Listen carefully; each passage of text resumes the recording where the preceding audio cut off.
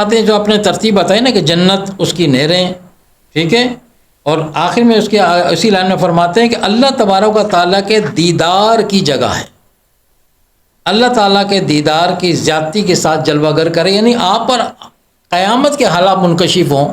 منکشف سے مراد کھل جانا، کسی کا دیکھ لینا۔ اچھا اب ہمیں نظر تو نہیں آ رہا نا، جنت ہم نے نہیں دیکھی، ہاں ذکر ہوا نا جنت میں نہریں ہیں، باغات ہیں، وغیرہ وغیرہ، پورا قرآن کریم میں نقشہ کھینچا، حضور علیہ السلام نے حدیث میں بتایا ہے۔ تو اب امتی کا ایمان اور یقین ایسا ہونا چاہیے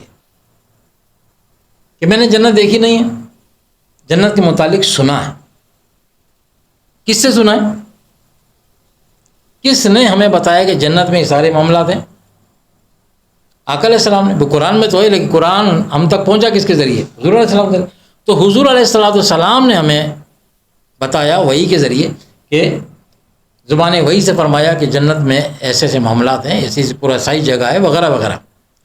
تو ہم نے کیا کیا؟ سنا ہے نا، دیکھا نہیں ہے۔ اب سنیں کہ جو صادق امتی ہے، سچا امتی ہے، اس کا یہ سننا کس لیول کا ہونا چاہیے؟ ایمان کسے کہتے ہیں؟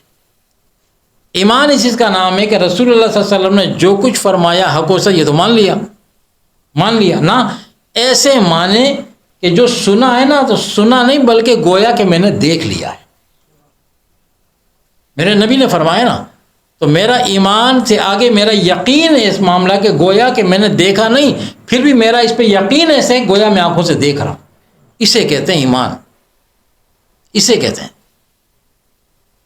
اور جب الحمدللہ مسلمان کا ایمان اور یقین اپنے نبی پر ایسا ہی ہے، ہونا بھی چاہیے، اور جب ایسا ہے سفر میں منکشف کھل جائے تمہارے سامنے، آخرت کے معاملات کھل جائیں، پہلے فرمائے دنیا کے معاملات تم پہ کھل جائیں، تم دیکھ لو اس کی حقیقت کو،